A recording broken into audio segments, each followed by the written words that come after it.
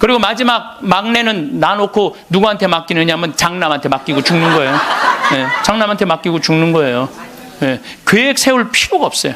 근데 지금은 안 죽어. 이게 보통 심각한 문제가 아니에요. 이게 안 죽는 바람에 모든 문제가 다 생기는 거야. 안 죽는 바람에. 여러분 요즘 연금 얘기 참 많이 나오죠? 연금 공무원들이 20년 의무로 내면은 그 다음부터는 받아 먹을 수 있는 거예요. 그럼 20년 냈으면은 20년만 받아 먹어야지.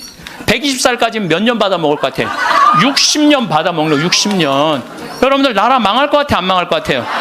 망하게 돼 있어요. 이거는 불보듯 뻔한 거예요. 뭐 그리스, 스페인 그래서 망한 거예요. 그래갖고 좀 나라 이제 자식들을 위해서 좀 후손들을 위해서 연금 좀 깎자고 지금 국회에서 정부에서 그러는 거 아니에요? 계산 뻔히 나오니까 그 연금 깎자고 그랬더니 깎으려는 연금은 안 깎고 머리 깎고 안 된다고 그냥.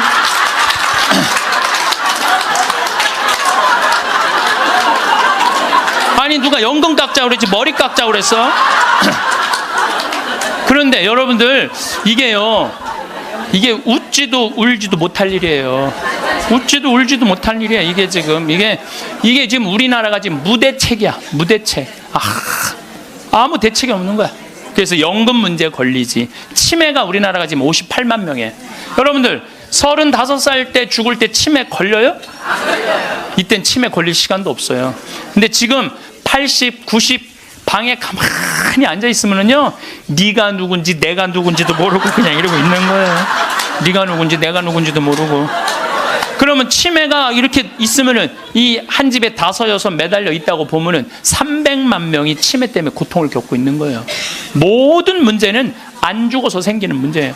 그리고 난 정치인들도 보면 참 머리 나빠. 여러분들 65세가 650만 명, 50세까지 되면 거의 1000만 명인데 이제는요 진보가 보수를 이길 수가 없어요. 진보가 보수를 이길 수, 늙으면 보수로 될 수밖에 없거든. 그러니까 노인들은 또 투표를 또 얼마나 열심히 해요. 똑같이 찍잖아. 이게 무슨 얘기냐면은 사회가 변할 가능성이 없다는 거예요. 젊은 사람이 많이 나와야지 사회가 변하고 발전하는데 나이를 먹어가는 사람이 그 사회의 주축을 이루고 있잖아요. 그렇다고 죽으라고 그럴 수도 없고 살라고 그럴 수도 없고. 그러니까 결국은 누가 변해야 되냐면은 여러분들이 변해야 되는 거예요. 내가 삶을 어떻게 살아갈 것이냐, 이거 보통 생각해야 되는 거 아니에요. 그냥 진짜 웃을 일이 아니라니까요. 지금 여러분들 웃을 일이 아니에요. 그런데 우리나라가 65세 이상 노인들이 OECD 국가 중에 가장 가난해. 가장 가난해. 근데 여러분들 왜 가난한 줄 알아요? 국가가 잘못해서 가난했을 것 같아요? 천만의 말씀. 우리나라가 프랑스보다 교육비를 몇 배를 더 쓰냐면 9배를 더 써요. 프랑스보다 9배 더 써요. 미국보다 교육비를 몇 배 쓰냐면 3배를 더 써. 3배를. 근데 여러분들 생각을 해봐요. 우리가 프랑스보다 지금 뭐 비슷비슷하게 살지만 조금 떨어져. 미국은 우리 한 2배 정도 잘 살아. 근데 그 2배 정도 잘 사는 나라보다 3배를 교육비를 더 쓰는 거야. 그래서 남자아이 대학 결혼까지 들어가는데 여러분들이 3억 6천이에요. 처음부터 태어나갖고 걔한테 쏟아 넣는 돈이 3억 6천이야. 여자는 3억 4천이 들어가요. 그럼 남자 여자 아들 딸 둘 나갖고 결혼까지 시켰으면 여러분들 얼마 쓰면 7억을 쓴 거야. 7억을. 셋 낳았으면 10억을 쓴 거야. 10억. 그러니까 애를 낳아요. 그래서 애도 안 낳는 거예요. 이놈의 교육 때문에 애도 안 낳는 거예요. 그러니까 애가 안 나오면 나라는 어떻게 되겠어요? 이게 머리가 복잡해요. 내가 보기엔 정치인들 머리가 지끈지끈할 거야 아마. 그 생각을 해보면은. 그러니까 65세 넘어가고 OECD 국가 35개 나라 중에 우리나라가 노인이 가장 가난해. 쓸 돈이 없는 거야. 자식들한테 다 쓰고. 그리고 요즘 애들은요 1등 아니면 패배자야 다. 그러니까 대기업에 취직 안 하면 아무데도 취직 안 하는 거야. 그리고 대기업 안 갈 바야 200만 원 받고 일 안 한다 이거야. 그러니까 집에서 논다는 거야. 그럼 노는 놈 누가 책임져야 돼? 부모가 아니 어제도 저녁 먹으면서 들은 얘기인데 엄마 아빠가 다 교직이래. 그래서 연금이 700만 원 정도 나온대요. 그렇게 친구 중에 제일 연금이 많이 나온대. 상전 밥 한 번, 술 한 번은 안 낸다는 거야. 친구들이 막 욕을 한다는 거야. 너는 이 새끼야 밥 한 번 안 사냐. 그렇게 연금이 많은데 근데 한 친구한테 술 한 번 하자 그러면서 울면서 그러더래요. 애들이 둘 다 명문대학을 나왔는데 대기업 몇 번 보내 떨어지더니 집에서 놀고 있다는 거야. 걔네들 생활비로 600만 원을 대준다는 거예요. 자기가. 그 자기네들이 100만 원을 가지고 쓴다는 거. 100만 원을 가지고. 그러니까 친구들 뭐 사주고 싶어도 사줄 수가 없다는 거예요. 100만 원 갖고 생활해야 되니까. 이게 지금 대한민국이 지금 정신이 나가도 한참 나간 거예요. 보통 문제가 아니라니까요. 안 죽어서 문제, 애들 일 안 해서 문제, 애 안 낳아서 문제. 참 큰 문제야. 그러니까 여러분들은 내가 어떻게 살아갈 것인가 이 계획을 잘 세우셔야 돼요. 잘 세우셔야 돼. 예. 또 이 나이를 먹어갖고 어떤 문제가 있느냐면은 70세 드신 분들, 이 경제적인 문제가 지금 가장 심각한 문제고, 또 하나는 무기력증에 빠져요. 사는 게 재미가 하나도 없어. 돈이 있어야지 어디 돌아다니까. 돈이 있어야지. 돈도 없고 돌아다니지도 않지. 집에 하루 종일 있는 거야. 집에 하루 종일 있으니까 생전 웃을 일이 없네. 하루 종일 한 번도 안 웃어요. 보면은 한 번도 안 웃어요. 한 번도 안 웃으니까 남이 웃긴 얘기하면은 웃긴 웃어야 되는데 어떻게 웃어야 되는지 모르는 거야. 이 썩은 미소가 나오는 썩은 미소가. 한 번도 안 웃으니까 무기력증에 걸리는 거예요. 그러니까 70살 넘으면 웃기라도 해야 되는데 안 웃고 가만히 있으면 눈두덩 쳐져요, 안 쳐져? 눈두덩, 눈가 쳐지고 볼 쳐지고 입가 쳐지고. 소파에 앉아고 가만히 텔레비 보고 있으면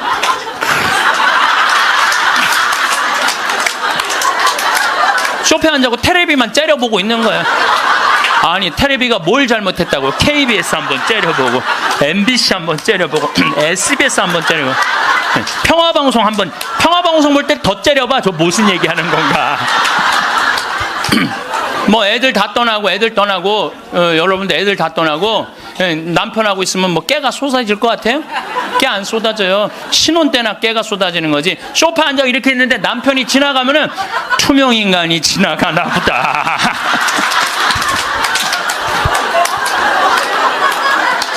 그 사는 게 재미가 하나도 없는 거예요.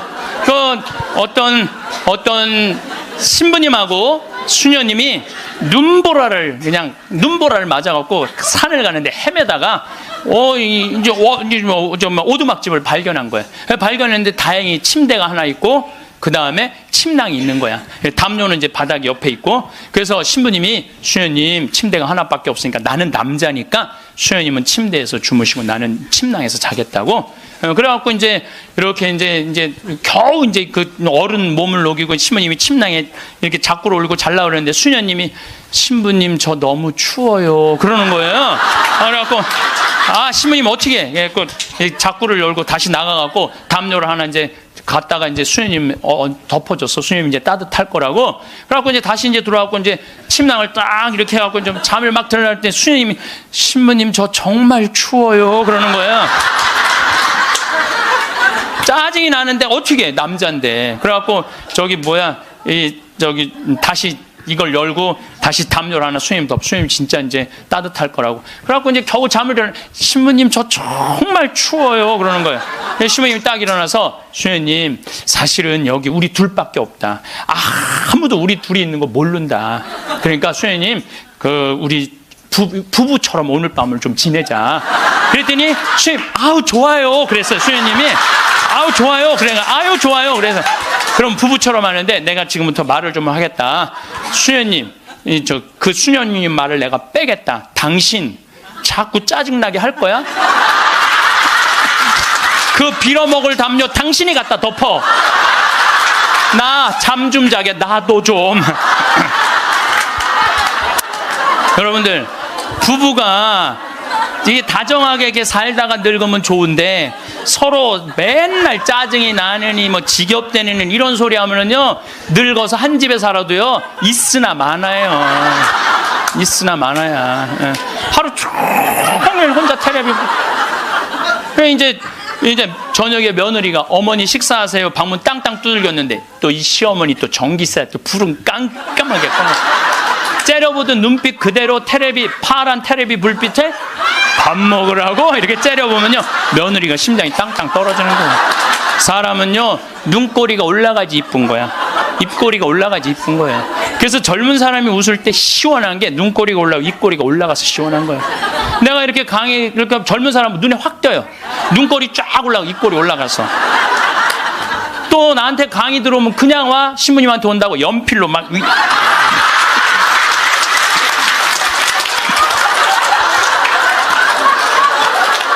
그런데 할머니들은 아무리 그려도 이게 떨어져요. 그래서 제가 드리는 말씀은 무기력증에 빠져 살지 말고 해만 뜨면 집을 나가라는 거예요. 내가 나이가 먹은 분들은요, 무조건 해만 뜨면 집에 있으면 절대 안 돼요. 해만 뜨면 그리고 나이 뭐 70살 80살 넘어서 집을 나가주는 게 예의야, 예의. 집에 있으면 안 된다니까요. 그리고 가끔 1박 2일씩 사라져주는 것도 예의에, 사라져주는 것. 강원도 평창 생태마을로 사라져주는 게 예의라니까. 하루 종일 웃지도 않고 있으면 뭐가 행복하겠어요. 그러니까 할머니들, 오늘 65세가 넘어갔고 나는 해 뜨자마자 나왔다, 여기 나왔다 한번 손 들어보세요. 내가 늘 말하지만 이 처녀들이 슬기로운 처녀들이라니까. 이 처녀들이 슬기로운 처녀들인 거예요. 그래서 신부님 돈이 있어야지 나가 돌아다니죠. 집 잡혀라. 집을 잡혀라. 그래서 집 잡혀서 경복궁도 가고 덕수궁도 가고 온양온천도 가고 춘천도 가고 맛있는 것도 사 먹고 친구들하고 어울려서 평창 생태마을도 오고 돌아다닐 수 있을 때까지 돌아다니는 거예요. 그래갖고 집 잡혀갖고 돌아다닐 수 있을 때까지 다니는 할머니들은 죽을 때 어떻게 죽는지 아세요? 아니에요. 그건 아니고 씩 웃고 죽는 것도 죽는 거지만은 돌아다닐 수 있을 때까지 돌아다니는 할머니들은 죽을 때 어떻게 죽느냐면 지쳐서 죽어요. 지쳐서.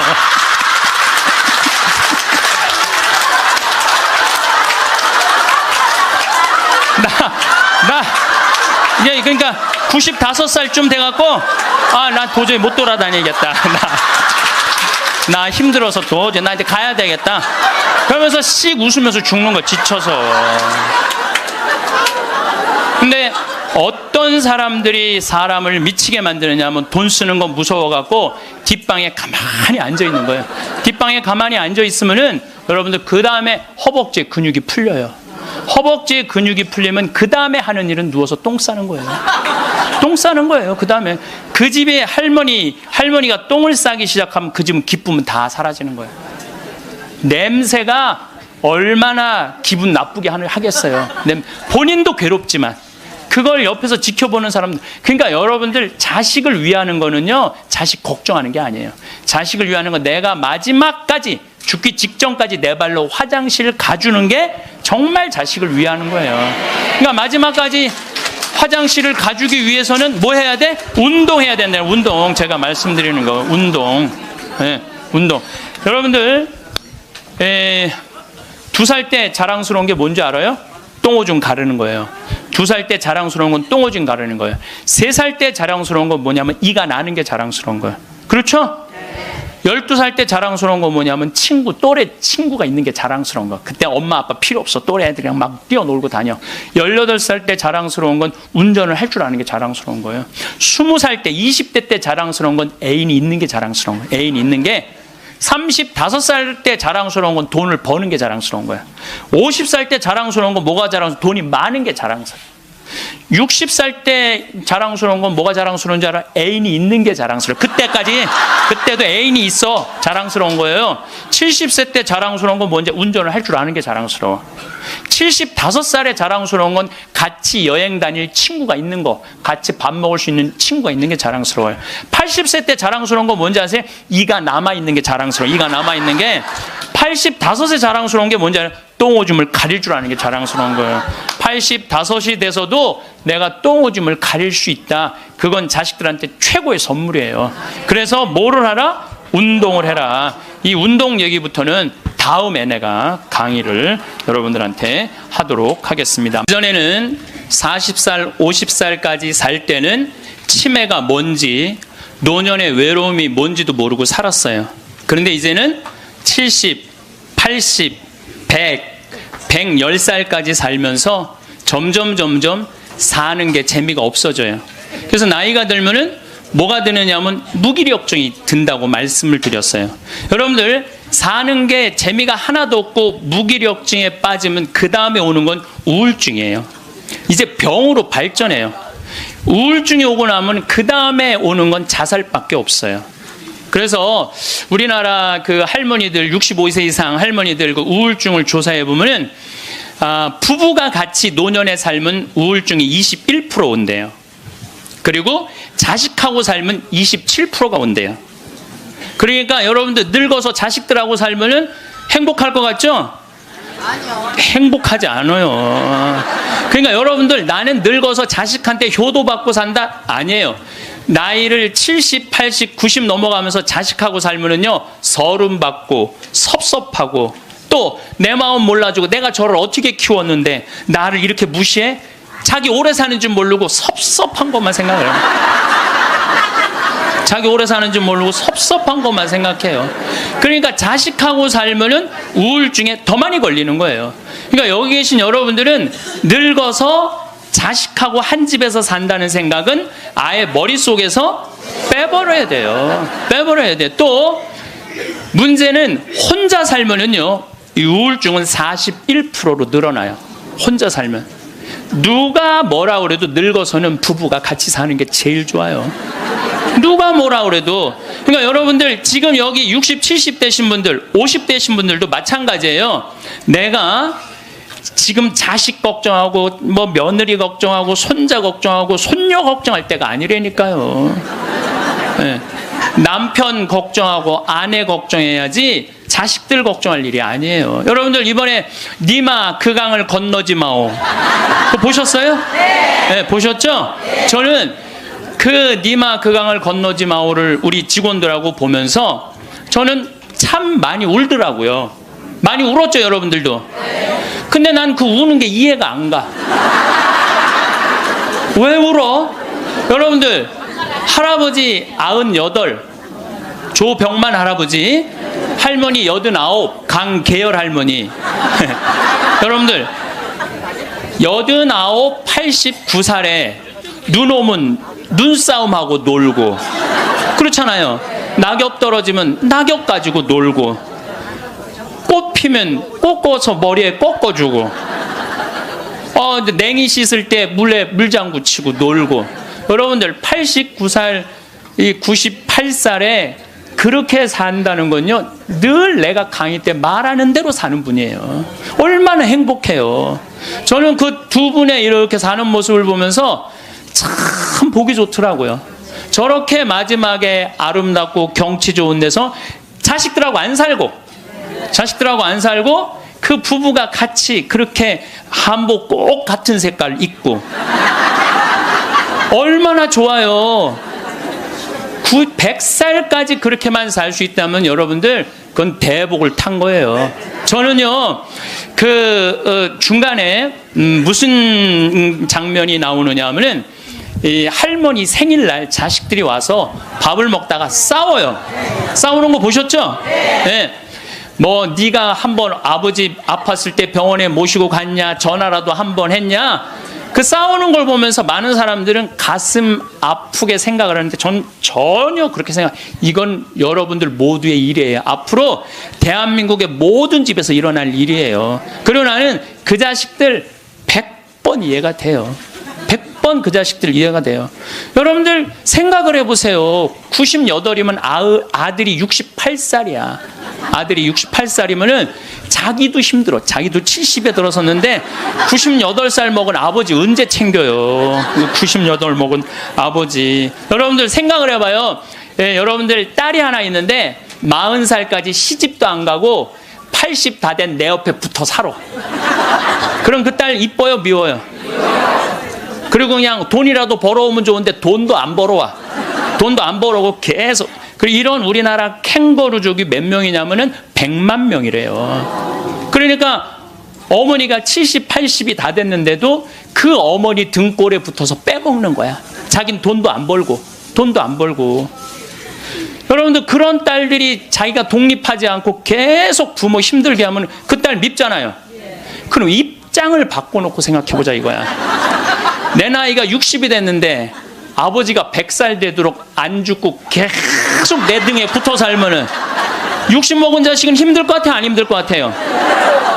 똑같은 입장이에요. 똑같은 입장이에요. 계산상 안 맞는다는, 계산상. 자식을 20년 키웠으면 20년만 얻어 먹어야지.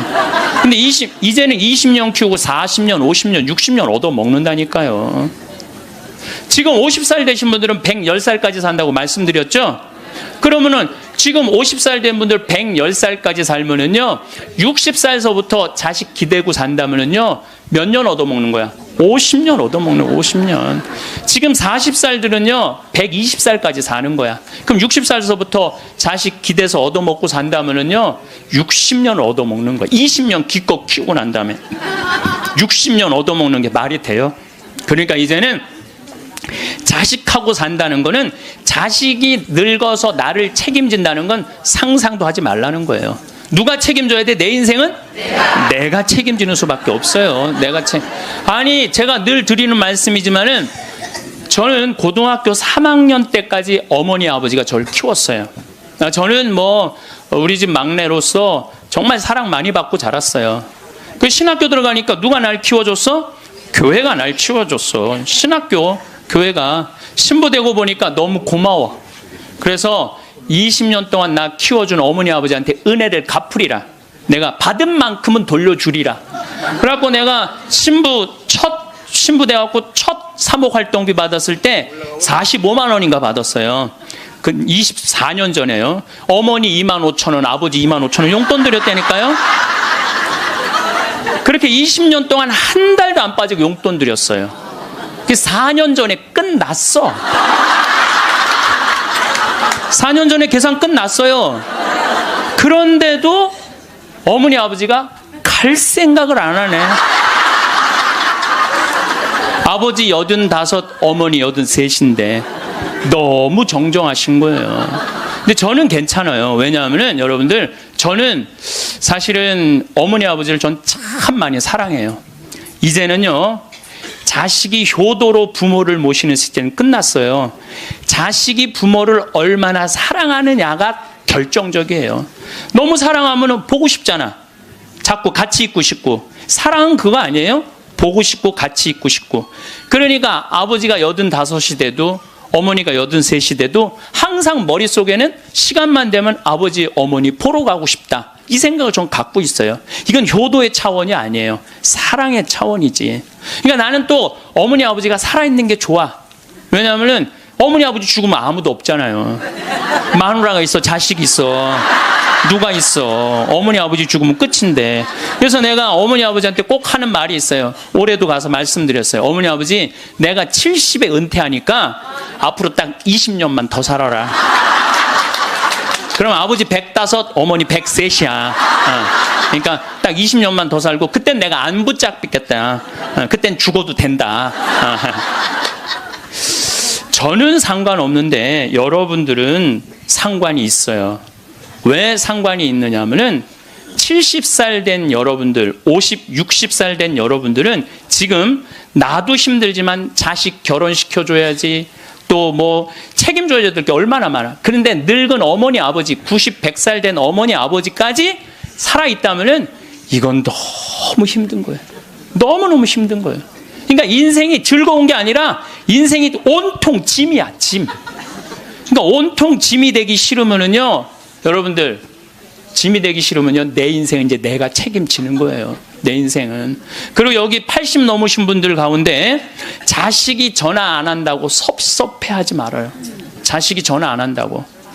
당연히 잊어먹을 때도 돼요. 그 나이 되면은. 그 나이 되면 잊어먹을 때도 돼요. 어머니, 아버지가 있는지 없는지도 모르는데 무슨 전화야, 전화는. 그리고 정 목소리 듣고 싶으면 본인이 하세요. 전화기 째려보고 있지 말고. 1번 누르면 큰아들, 2번 누르면 작은아들 나오는데 그걸 못하고 이놈의 새끼들이 손가락이 없어, 발가락이 없어, 왜 전화를 안 해? 자기가 하면 되지. 그래서 늙어서는 뭐를 버려야 되냐면 거지 근성을 버려야 돼요. 누가 나한테 해주겠지, 날 찾아와 주겠지, 이런 생각 절대 하지 말라는 거예요. 이제 여러분들 내 인생을 내가 책임지는 방법은 딱 한 가지밖에 없어요. 자식 학원 끊는 거예요. 자식 학원 끊고 대학 다닌 자식 있으면 휴학시키고 그리고 결혼은 네가 벌어서 가라고 그러는 거예요. 이 대한민국 이 세 가지가 안 되잖아요. 그럼 모두가 불행할 수밖에 없어요. 근데 우리나라 애들이 지금 얼마나 허약하냐 하면 우리 생태마을은 참 일이 1년 내내 일이 너무너무 많아요. 그래서 사람이 많이 필요해요. 사람이 많이 필요해갖고 내가 고등학교 졸업생들 많이 뽑았어요. 근데 10명 중에 9명은 가요. 일주일도 일을 못하고. 10명 중에 9명이 왜 일주일도 못하고 가는 줄 알아요? 초등학교, 중고등학교 24시간 책상에만 앉아 있었던 애들이야. 책상에만. 그러니까 끈질기게 노동을 하는 걸 배워본 적이 없어. 여러분들 유럽 아이들, 미국 아이들은요, 이 스포츠를 너무너무 중요하게 여겨요. 그래서 토요일 날 일요일만 되면은 엄마 아빠들이 애들 운동하는 거 계속 지켜봐요. 그래서 내가 이번에도 미국 쪽에 이 워싱턴 쪽에 강의를 갔는데 그러더라고요. 여기 우리 사회는요, 운동을 못하면은 사람 대접을 못 받는다는 거예요. 자기 아들 지금 럭비를 시킨대. 우리나라 럭비를 시키는데 초등학교 6학년 애야. 너무너무 럭비를 잘한다는 거예요.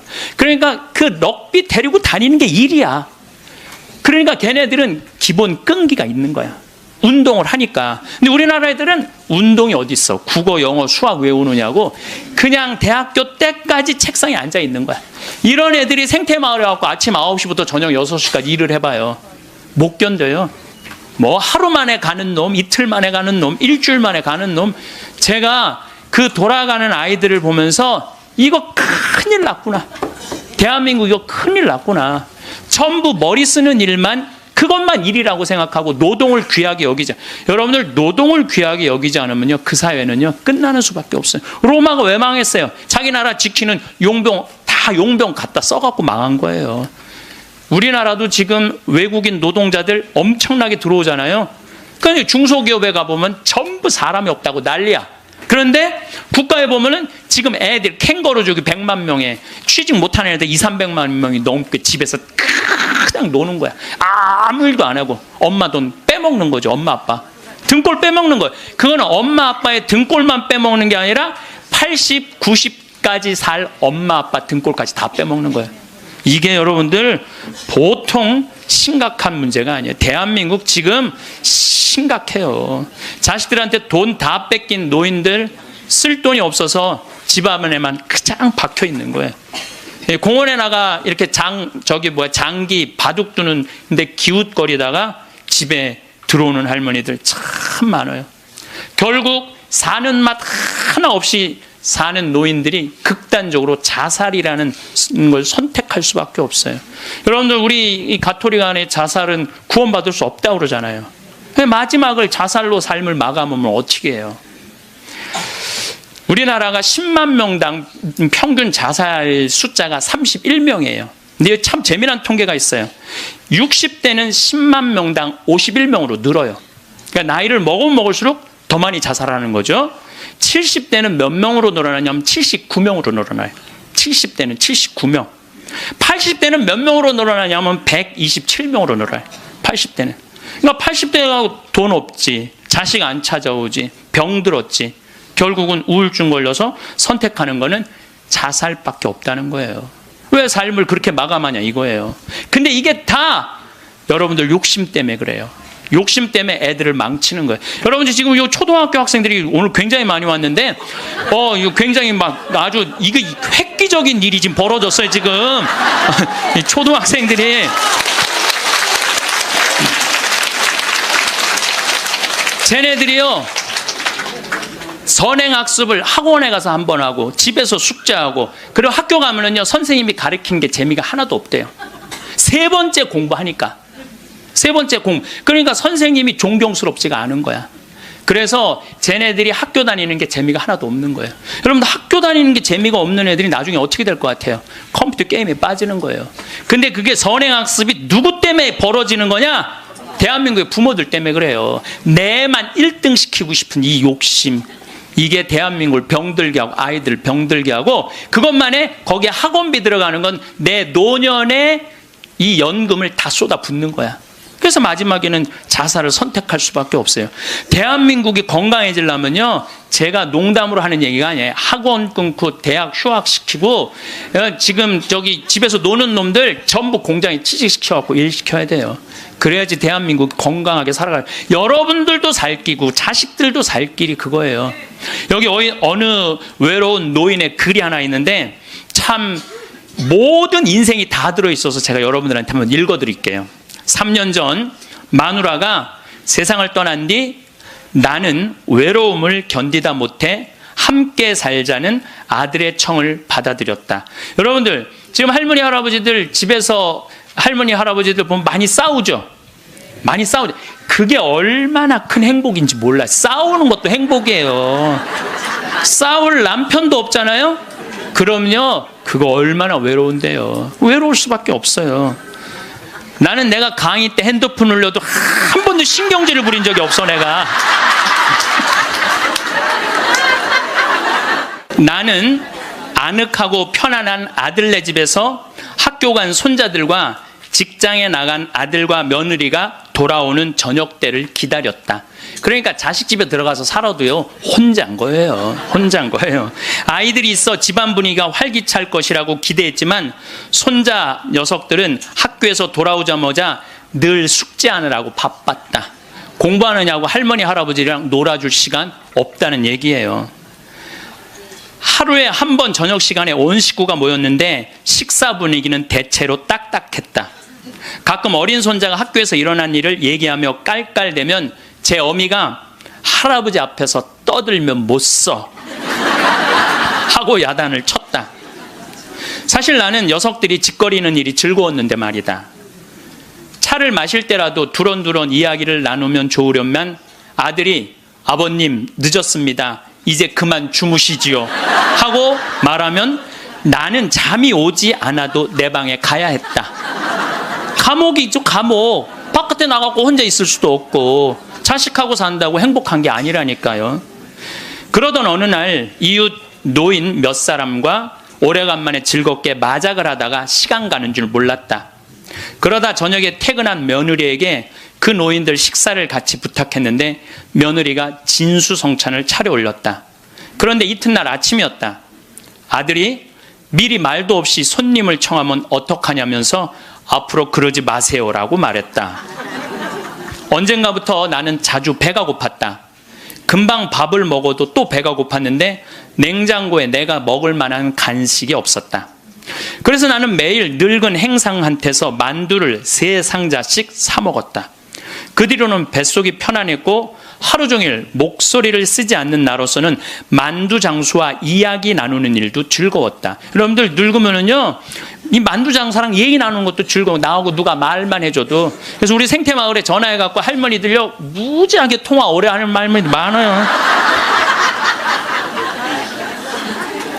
어느 날 만두 장수는 내게 줄 거스름돈이 모자라 나중에 며느리를 통해서 돈을 건네주었는데 며느리는 아버님이 이렇게 직접 사다 드시면 사람들이 우리가 아버님을 잘 돌보지 않는다고 생각할 거예요 라고 말했다. 그렇게 2년이 흘렀다. 갈증이 나고 자주 오줌이 마려운 증세가 더 심해져 병원에 갔더니 당뇨병이라고 했다. 아들은 너무 많이 드셔서 그 병에 걸린 겁니다 라고 말했다. 며칠 뒤 내 몸은 회복됐지만 마음은 뒤숭숭했다. 그러다 문득 마누라 장례식 때 보고 여태 만나지 못한 친구가 생각났다. 그때 친구는 장례식장에서 양로원 생활이 즐겁다고 했다. 같은 연배의 늙은이들과 산책도 하고 요리도 하고 밤 늦게까지 얘기도 나눈다며 만족한 표정을 지었다. 내가 들어갈 방도 있냐고 묻자 친구는 자네는 아들과 더불어 만년을 편안히 즐기게 라고 말했다. 여러분들 늙어서요, 늙은 친구들하고 어울려서 노는 게 행복할 것 같아요. 나 쳐다보지도 않는 아들하고 사는 게 행복할 것 같아요. 여기 여러분들 여기 지금 늙은 친구들하고 오신 분들 많죠? 네. 아들이 여기 와서 놀아줄 수 있어요? 못 놀아줘요? 못 놀아줘요. 그러니까 이 생각을 바꿔야 된다는 거예요. 그냥 돈을 꾸리고 아껴서 그 옆에 있는 소중한 친구하고 밥 한 번 사 먹을 생각 안 하고 자식 뒷돈 대줄 생각만. 그 정신 나간 엄마 아빠들이라는 거예요. 그러면 나는 그 친구의 말에 공감했지만 이미 3년을 편안하게 보냈으니 그것으로 족하지 않는가. 나는 자리에서 일어나 주섬주섬 짐을 꾸렸다. 옛 친구들이 있는 곳으로 가기 위해. 제가 가끔 삼성 노블카운티 또 유무상통 마을 그야말로 돈이 있는 할머니 할아버지들 노인 요양시설에 가서 강의를 해요. 그분들 참 멋지게 살더라고요. 해주는 밥 딱딱 먹고 수영장 있고 삼성 노블카운티는 골프 클럽도 있더라고. 같이 골프도 치고 다니고. 여러분들 다 하실 수 있어요. 뭐만 하면 학원만 끊으면 욕심만 버리면 여러분들 다 하실 수 있어요. 대한민국은요 지금 얼마든지 행복하게 살 수 있는 길이 있는데 이놈의 욕심이 지금 대한민국을 막고 있는 거예요. 그래서 늙어서 행복하게 살기 위해서는 첫 번째, 무조건 집을 나가라. 나이 먹어서 외롭지 않게 사는 방법은 일단 해만 뜨면 집을 나가야 돼요. 그리고 70, 80 넘어가고 집에 있는 게 아니에요. 일단 나가주는 게 예의라니까. 그냥 70, 80 넘어가고 그냥 하루 종일 그리고 앉아있으면요 며느리들 힘들어요. 며느리들만 힘들게 아니라 여러분들도 심심해서 죽는다는 거예요. 혼자 있는 고독이라는 게 참 무서워요. 우리나라 독거노인 숫자가 125만 명이나 돼요. 어떤 모양으로든 함께하는 방법을 찾아야 돼요. 가끔 1박 2일씩 사라져 주는 것도 예의야. 그래서 우리 생태마을에 오는 것도 예의예요. 예의. 저는 우리 생태마을에 봄만 되면은 할머니 4분 5분이요 어울려서 생태마을에 오셔서 월요일부터 금요일까지 쉬고 가요. 월요일부터 금요일까지 쉬어봤자 13만 원밖에 안 돼요. 아니 여러분들 일주일 동안 내 손으로 밥 안 하고 먹여주지, 재워주지, 찜질방 있지, 산책로 있지, 미사 있지, 강의 있지. 1년에 한두 번 13만 원 위해서 나를 못 써요? 근데 그 할머니들이 이제 몇 년을 오는데 그 할머니 나한테 이구동성을 하는 얘기가 있어요. 신부님 말대로 집 잡혀서 이렇게 내가 쓰다 보니까 인생이 너무 즐겁다는 거야. 인생이 너무 즐겁다는 거야. 집 잡혀서 쓰다 보니까 인생이 너무너무 즐겁다는 거야. 사는 게 너무 행복하다고 그래요. 요즘 우리 어머니 친구들이 매일 모여서 우리 집에서 먹고 막 춤도 춘대. 음악 틀어놓고 춤도 추고. 그리고 또 뭐예요? 니마 그 강을 건너지 마오도 가서 보고 국제시장도 가서 보고 왔는데 평생 영화 안 보러 가시던 분인데 요즘 보러 다녀요. 83 돼갖고. 근데 어머니가 하시는 말씀이 이제 사는 게 재밌대. 쓰니까 재밌는 거 쓰니까. 여러분들 국제시장에 유일한 내 귀에 들어오는 단어가 딱 하나 있어요. 이 한덕수라는 친구가 함흥 일사후퇴에서 오잖아요. 네가 장남이니까 네 책임져지라고. 그러니까 이제 자기가 대학도 못 들어가고 파독 광부가 되죠. 그런데 다시 돌아와요. 해양대학에 합격을 해요. 돌아와서. 근데 베트남 또 참전을 가요. 동생하고 꽃분인네 가게 그거 구한다고. 근데 그 부인이 한마디 해요. 당신 왜 가족을 위해서만 사느냐고. 당신을 위해서도 살으라고. 당신을 위해서도 살으라고. 그런데도 이 사람은 끝까지 가족을 위해서 마지막까지 살죠. 그 여의도에서 막순이라고 함흥에서 놓친 그 이제 미국에 이제 입양돼 갖고 정말 눈물 콧물 다 빼죠. 근데 저는 이런 생각이 들어요. 대한민국에 지금 70, 80대 되신 분들이 이 나라 일으켜 세운 거예요. 이 나라 일으켜 세우고 고생이란 고생은 다 하고. 그럼 이제 호강할 때도 됐는데 아직도 뭐가 몸에 뱄냐면 나 같은 게 무슨 호강이야. 이런 생각을 하는 분들이 너무 많아요. 그래서 여러분들 제발 집을 나가세요. 네. 집을 무조건 나가야 돼요. 집을 나가야지. 집 안에 있으면 안 돼. 그래서 월요일 날은 경복궁이 쉬죠. 화요일 날은 경복궁, 수요일 날은 덕수궁, 목요일 날은 창덕궁, 금요일 날은 국립박물관, 토요일 날은 온양온천, 전철 공짜냐, 온양온천 갔다 오고, 일요일 날은 춘천 갔다 오고, 그렇게 계속 돌아다니는 거예요. 계속 돈 하나도 안 들어요. 다 무료 입장이야. 다 무료 입장. 내가 말하는 데는 다 무료 입장이야. 그렇게 계속 돌아다니다 보면은요, 죽을 때 어떻게 죽는다고? 지쳐서 죽는다니까. 지쳐서. 죽을 때 지쳐서 죽어야 돼. 네. 네. 미국에서는 할머니, 할아버지들 사진을 찍어놔요. 사진을 찍어놓고 3개월 동안 뭐를 시키느냐면은 3개월 동안 뭐를 시키느냐면은 운동을 시켜요. 헬스도 하게 하고, 그 다음에 파티도 하게 하고, 럭비도 하게 하고, 그렇게 3개월 동안, 그 3개월 후에 다시 사진을 찍어요. 그랬더니 3개월 전에 찍은 사진보다 3개월 후에 찍은 사진이 훨씬 젊게 보이더라 이거예요. 사람은요, 어떤 마음을 가지고 사느냐에 따라서 생김새도 달라진다는 거예요. 나는 늙었어. 난 이제 죽을 거야. 죽을 날만 계속 기다리고 있잖아요. 그러면 그냥 죽는 거예요. 우리나라 의사 선생님들이 100살 넘은 분들한테 문의를 했어요. 손수건 있어요. 걱정하지 마세요. 여러분들이 너무 많아갖고 지금 더워서. 또 강원도는 오늘 영하 17도예요. 영하 17도라 내복을 입고 왔더니 우리는 내복을 안 입으면은 추워서 못 살아요. 어쨌거나 100살 넘은 분들한테 물어봤어요. 이렇게 100살까지 어떻게 건강하게 사느냐고. 근데 100살 넘은 모든 분이 똑같이 뭐라고 얘기냐면 해만 뜨면 집을 나간다는 거예요. 여러분 오늘 해만 뜨면 여기 나오니까 좋아요, 안 좋아요? 좋잖아. 천주교가 얼마나 할 일이 많아요. 그래서 여러분들 나는 성당 다니는 거 나이 먹어서 참 좋다고 생각해. 성당 다니는 거. 성당 갈 때까지 걸어가요, 안 걸어가요? 올 때 걸어오고. 그리고 또 우리 천주교가 미사 참여할 때 그냥 놔둬요. 일어나라, 앉아라, 들어와라, 나가라.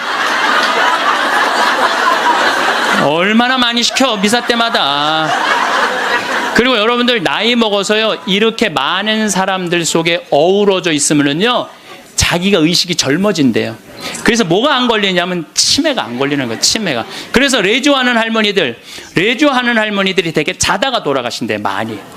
끝까지 활동한다가 지쳐서 죽는 거예요. 지쳐서. 레주하는 할머니들이 끝까지 활동하다가 지쳐서 죽는 거예요. 지쳐서. 그러니까 여러분들 성당 다니는 거 참 좋은 거예요. 그리고 제가 권하는 거는 무기력증에 빠지지 않기 위해서 가장 중요한 거 운동하는 거예요. 헬스 자전거 타는 거. 헬스 자전거 꼭 타세요. 허벅지에 근육이 풀리잖아요. 그때부터 누워서 똥오줌 싸는 거예요. 여러분들 누워서 똥오줌 싸는 사람들 많이 보셨어요? 아마 내가 제일 많이 봤을 거야. 누워서 똥오줌. 왜냐면 환자 봉송체 나가니까. 그러면요, 한 5년, 10년 누워서 똥오줌 싸는 집에 들어가잖아요. 온 집안에 냄새가 배 있어요. 온 집안에. 그러니 그 집이 기쁨이 있겠어요, 없겠어요? 본인만 삶의 질이 떨어지는 게 아니라 그 가족 전체가 삶의 질이 떨어지는 거예요. 또 내가 또 가정방문 간다고 또 청소해놓고 향수는 뿌려갖고 이게 향수하고 섞여갖고 무슨 냄새인지 구분이 안 돼.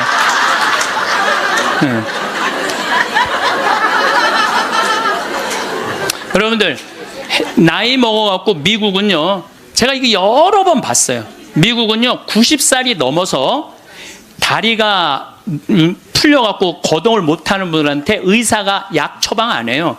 뭘 처방하냐면 헬스장 가라고 그래요. 헬스장. 왜냐하면 몸에 근육이 있으면요 잠도 잘 와요. 몸에 근육이 있으면 잠도 잘 오고, 또 몸에 근육이 있으면은 누워서 똥오줌 안 싼다는 거예요. 그래서 어떤 할아버지는 헬스를 하면서부터 어깨가 넓어져갖고 양복을 다시 맞추고 춤도 추고 그런다는 거예요. 또 나이 먹어갖고 좋은 건 춤추는 거예요. 이게 나이 먹어갖고 춤처럼 좋은 게 없다는 거예요. 가장 자연스러운 운동 중에 하나가 춤이라는 거예요. 그래서 요새 노인복지관에서 춤 프로그램이 참 많잖아요.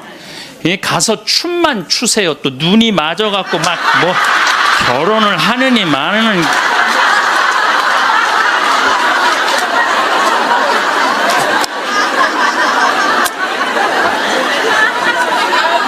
돈 쓰는 거 아깝다고 72%의 돈 쓰는 거 아깝다고 72%의 할머니 할아버지들이 아무것도 안 해서 집에만 있는다는 거야. 우리나라에 지금 72%의 할머니 할아버지들이 돈 쓰는 거 무섭고 아깝다고 아무것도 안 하고 집에서 있는다는 거예요. 그런데 이 중에 45%는 극빈자예요. 극빈자라고 그러는 거는 정말 어려운 분들이 우리나라 OECD 국가 중에 노인 가장 가난한 나라가 우리나라예요. 이것도 참 슬픈 일이에요. 왜냐하면 우리나라가 정말 잘 사는 나라거든요. 여러분들 우리나라 잘 사는 나라인지 모르세요? 알죠? 잘 살아요. 이번에도 뭐 1조 1000억 달러를 달성하고 무역 흑자 500억 달러가 넘는 나라예요. 그런데 노인들은 OECD 국가 중에 가장 가난해. 이게 참 슬픈 일이에요. 근데 어쨌든 45%는 정말 쓸 돈이 없는 할머니, 할아버지들이에요. 그런데 나머지 27%는 돈 쓰는 게 아까워서 못 쓰는 분들이에요. 27%는. 여러분들이 여가 활동도 하지 않고 27%의 할머니들 아무것도 안 하면 이 할머니들이 뭐 하는 거냐면 나중에 누워서 똥 오줌 싸는 거예요. 여러분들 이 돈 간병인 병원비로 다 씁니다. 안 쓰는 거. 한국인이 평생 살면서 남성이 의료비로 얼마를 쓰냐면 7,400만 원을 쓴대요. 여성이 몇 퍼센트를 쓰냐면 8,700만 원을 쓴대. 여성이. 그러니까 여자들이 남자보다 1,300만 원을 더 쓰는 거예요. 그런데 왜 더 쓰느냐 하면은 오래 살아서 더 쓰는 거야. 똑똑하시네. 오래 살아서 더 쓰는 거예요. 그런데 4,300만 원, 65세 이상이 8,700만 원 중에 4,300만 원을 65세 이상 쓴다는 거예요. 그러니까 늙어서 병원비를 다 쓰는 거야. 늙어서 병원비를 다 쓰는 거야. 이 돈, 내가 보긴 이 돈 4,300만 원 가지고 수영장 다니고 헬스장 다니고 놀러 다니는 대로 쓰고 그런 분들 돌아가실 때 그냥 지쳐서 죽는 거예요. 그런 분들이. 제 생각에는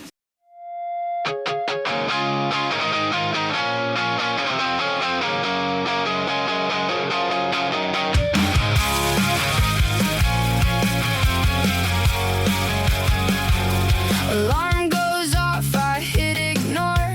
Same old thoughts outside my door. Yesterday won't let me breathe. Leaves its weight all over me. Every step feels deja vu. Same mistakes in a different view. I try to move, but it drags me back like a chain I never cracked. I won't stay where I broke down. I won't let it run me now. I run from yesterday.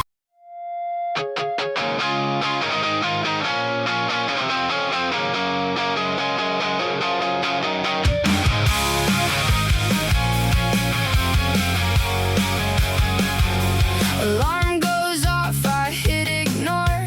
Same old thoughts outside my door. Yesterday won't let me breathe. Leaves its weight all over me. Every step feels deja vu. Same mistakes in a different view. I try to move, but it drags me back like a chain I never cracked. I won't stay where I broke down. I won't let it run me now. I run from yesterday.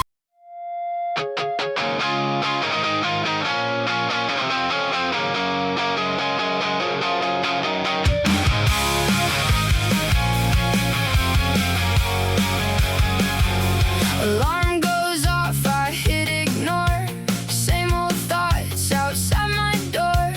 Yesterday won't let me breathe. Leaves its weight all over me. Every step feels deja vu. Same mistakes in a different. 여러분들 운동 헬스장 요즘 7만 원 내지 8만 원 해요. 그럼 그 헬스장만 다녀도요 50년 다닐 수 있어요. 50년. 병원비 다른 거 말고 여러분들이 쓰는 병원비를 가지고만 해도 50년 헬스장 다닐 수 있어요. 자, 이제 헬스장 얘기를 좀 할게요. 제가 왜 헬스장을 굉장히 중요하게 여기느냐 하면은 나이를 먹어서는요 근력 운동을 해야 돼요. 40살이 넘어서부터 몸에서 1%씩 근육이 빠져나가요. 1%씩 근육이 빠져나가면은 80살 되면 거의 다 빠져나가는 거예요. 그럼 뭐만 남아? 뼈만 남는 거예요. 뼈만 남으면 그 다음 뭐 하는 거야? 눕는 거예요. 그래서 그 근육을 보충해 주려면 고기도 일주일에 한 번은 먹어야 되고, 또 헬스장. 자, 신부님 저 돈이 하나도 없어요. 신부님은 맨날 돈 있는 사람 얘기만 해요. 여러분들 우리 평창은요, 평창 종합운동장에 건강증진센터가 있는데, 헬스장이 있는데 무료예요. 무료. 이게 우리 평창만 무료가 아니라 여러분들 주위에 무료 헬스장 널려 있어요. 널려 있어요. 그러면은 아침에 나가갖고 헬스장 가면은요, 젊은 사람도 구경할 수 있고, 내 몸에 맞게만 하면은요, 1시간, 2시간 얼마든지 시간 보낼 수 있어요. 그 옆에 목욕탕 딸려 있으면 목욕탕. 그리고 저녁에 집에 들어오면은요, 자지 말라고 그래도 쓰러져서 자요. 네, 자지 말라고 그래도 쓰러져서 자요. 근데 문제는 뭐냐면은 할머니들 중에 이런 분들이, 신부님 나이를 먹으니까 잠이 안 와. 잠이 안 와. 이런 분들은 왜 잠이 안 오냐면 하루 종일 소파에 앉아갖고 여러분들 누워서 똥오줌 싸는 아버지를 모시면서 어떤 분이 일기를 썼어요. 극히 일부만 제가 옮겨놓을게요.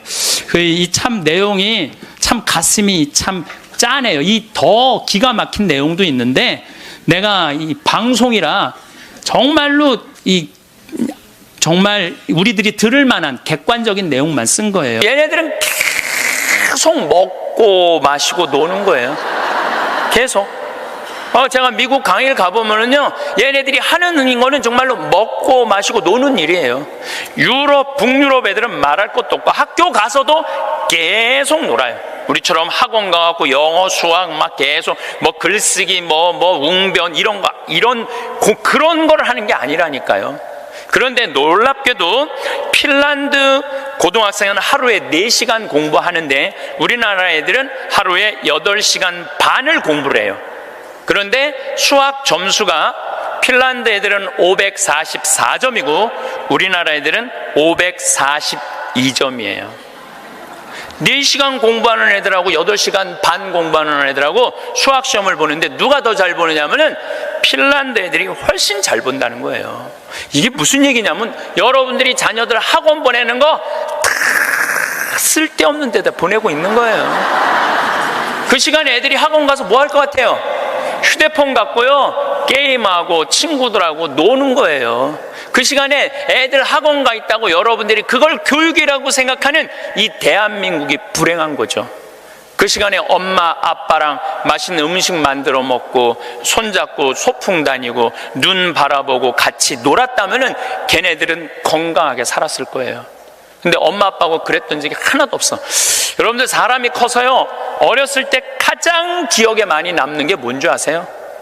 엄마가 맛있는 음식 해줬던 거. 이게 가장 기억에 많이 남는데요. 그리고 가장 행복했던 순간이 뭔지 아세요? 엄마가 맛있는 거 해준 거 너무 맛있게 먹은 거. 그게 가장 행복한 순간이래요. 근데 우리나라 대한민국의 청소년들은 엄마가 맛있는 거 해준 거 먹은 기억이 없어요. 학교 다니느냐고. 그러니까 애들이 행복하지 않은 거죠.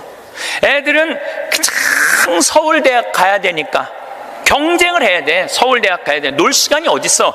여러분들 토끼와 거북이 얘기 아세요?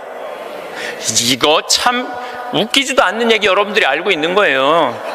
왜냐하면 토끼하고 거북이하고 시합을 했는데 어떻게 거북이가 이겨요? 말도 안 되잖아요. 말도 안 되는 얘기예요. 어떻게 거북이가 이겨요?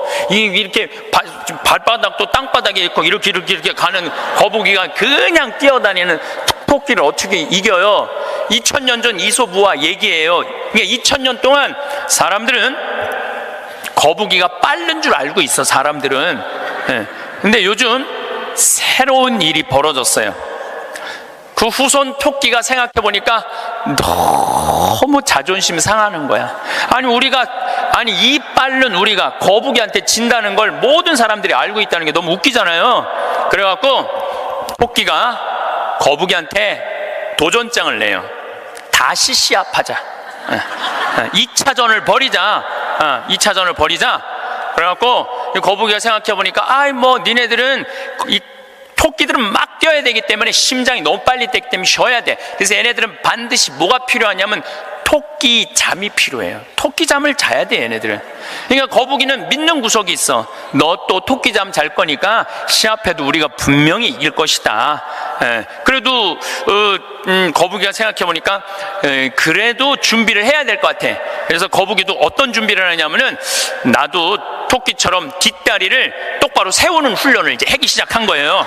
뒷다리를 세워갖고 내가 빨리 좀 가야 되겠다. 뒷다리.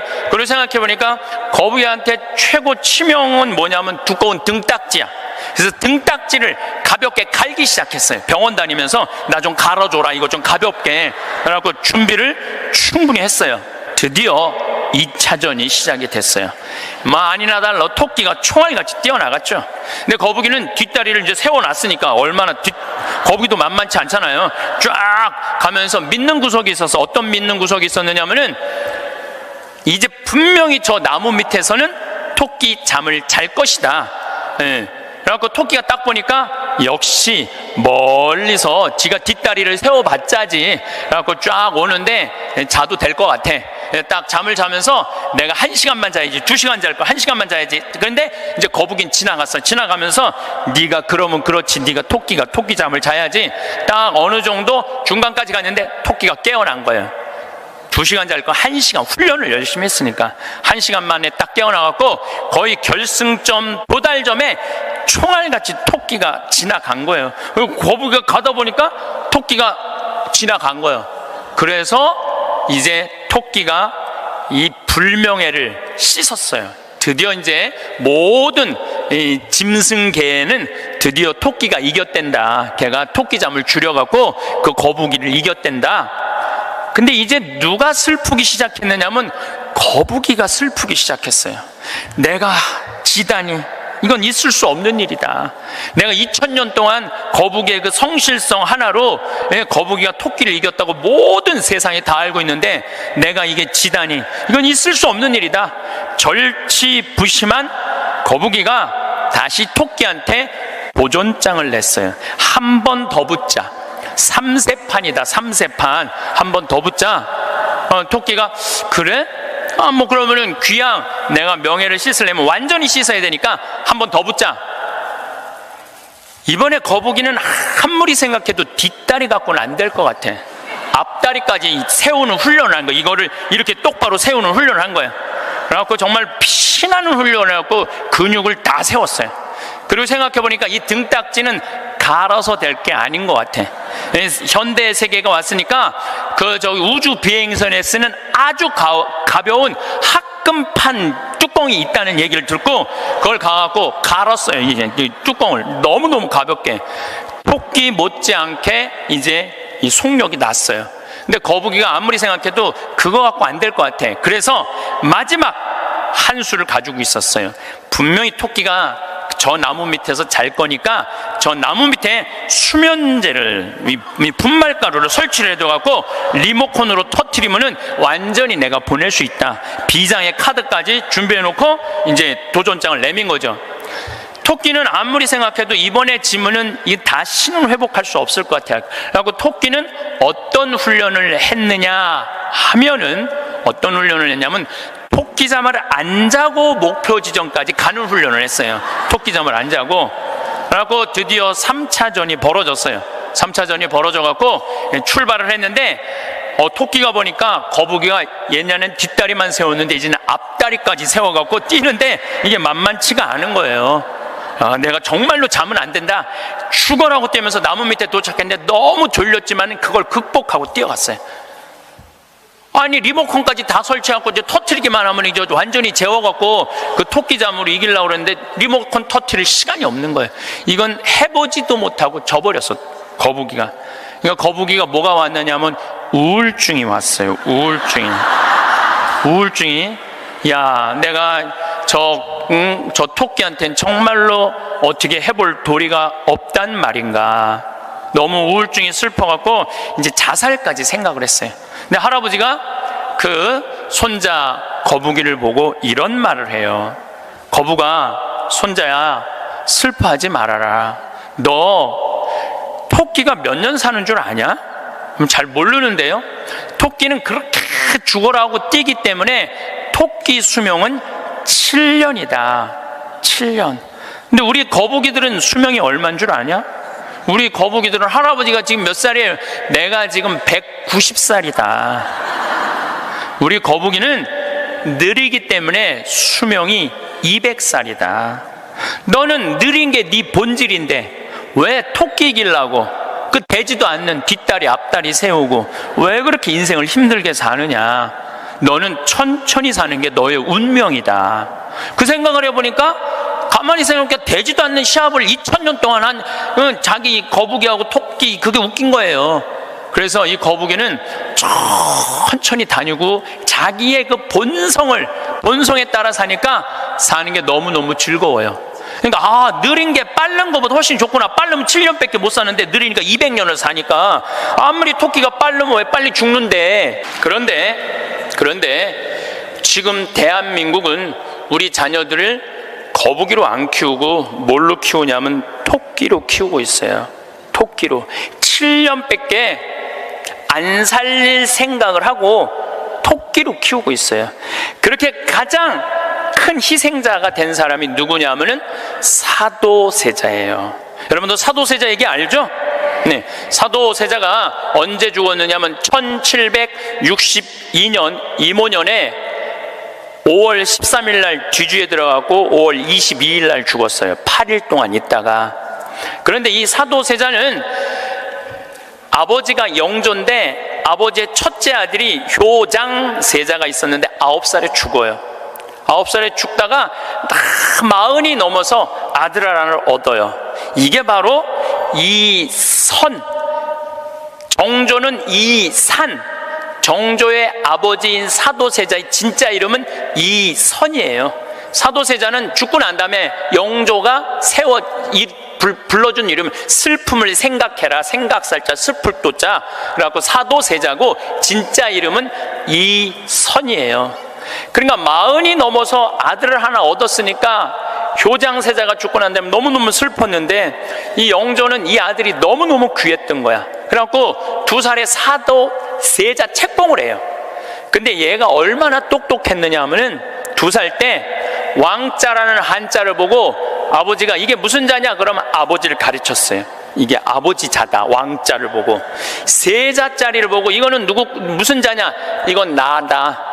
2살짜리가 5살 때 효경을 줄줄줄줄 외워요. 영조라는 임금은 공부하기 너무너무 좋아했던 임금이거든요.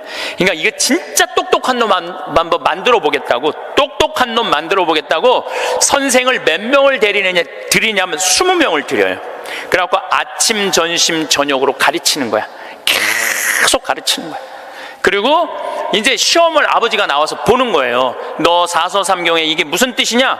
그러면 20명이 둘러있고 5살, 6살짜리가 까먹을 수도 있잖아요. 그러면 대답을 못하면은요, 영조가 눈을 부라리면서 이놈 그것도 모르느냐고. 근데 세자는 때릴 수가 없었어요. 누구를 때리냐면 세자를 업고 다니는 내시를 때리는 거예요. 대신 맞는 거야.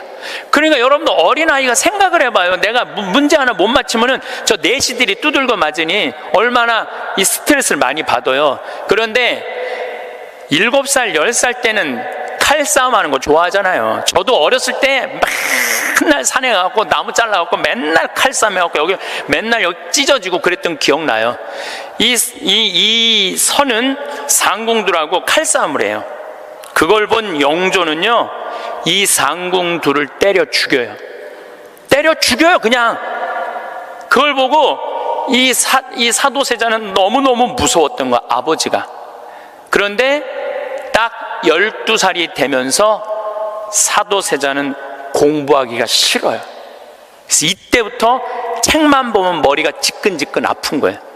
그러니까 조기 교육의 최고의 희생자는 누구냐면은 사도세자예요.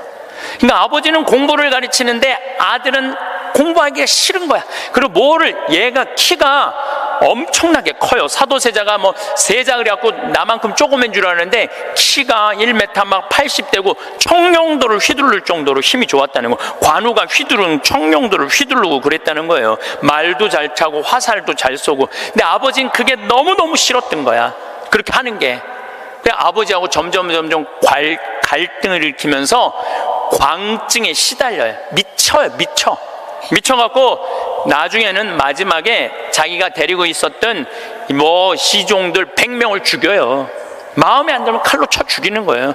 나중에 무당하고도 살고 뭐 비구니 스님하고도 살고, 도저히 아버지가 컨트롤할 수 없을 정도로. 엄마도 해경궁 홍씨도 자기 남편을 컨트롤할 수 없어요. 그래서 결국은 죽일 수밖에 없었던 거예요. 이게 사도세자의 슬픔이에요. 이게 조기교육의 희생자예요. 조기교육의 희생자. 그런데 이 사도세자도 내가 보기엔 딱 7년 만에 돌은 거야. 토끼처럼 7년 만에 돌은 거예요. 근데 여러분들도 초등학교 1학년 때부터 애들 어떻게 해요?